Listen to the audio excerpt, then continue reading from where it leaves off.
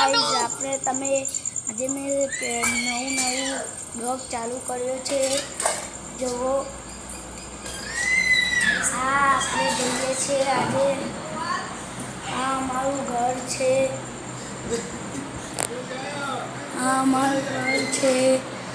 જોઈ શકો છો પંખો આજે ચાલુ છે જુઓ અમારું દફતર છે હું 5મા ધોરણમાં ભણું છું આજે મને ટીચરે લેસન આપ્યું હતું પણ મેં કરી નાખ્યું જુઓ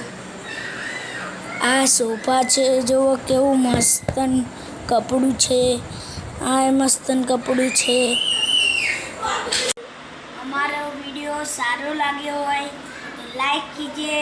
सब्सक्राइब कीजिए અને વિડિયો જોવાના ન ભૂલો।